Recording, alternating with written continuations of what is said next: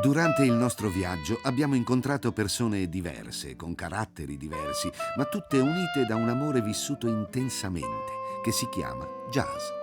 Malgrado le condizioni particolarmente difficili in cui i nostri musicisti si trovano a vivere, riescono a dar corpo alle loro visioni musicali e a far partecipe il pubblico condividendo momenti unici. Riconosciamo loro una tenacia, uno spirito di adattamento e un pragmatismo decisamente invidiabili.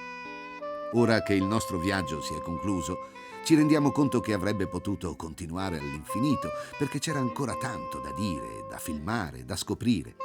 Di una cosa siamo sicuramente certi.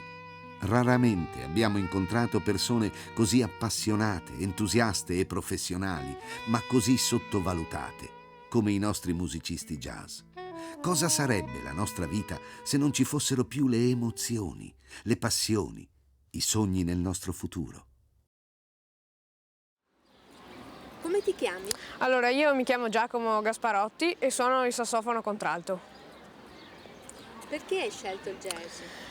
Dunque, ho diversi dischi a casa di jazz e di progressive, anche prog rock, però il jazz mi piaceva perché c'è la componente improvvisativa che è l'aspetto principale, mentre la musica classica mi sembra un po' troppo legata alla musica scritta. I tuoi amici cosa dicono di questa tua passione? Beh, i miei amici, alcuni suonano anche loro strumenti musicali, rock soprattutto, ma anche classici. Mi sembra siano contenti, sì. Pensi di continuare a suonare anche quando sarai grande? Sì, ho intenzione, cioè tra i possibili lavori che vorrei fare, mi piacerebbe fare il sassofonista. Dovrò studiare parecchio, ma...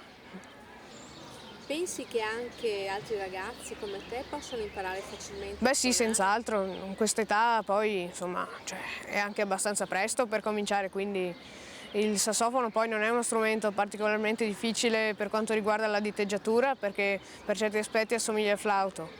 C'è un discorso più complicato del fiato, l'emissione e il suono, ma comunque chiunque potrebbe iniziare.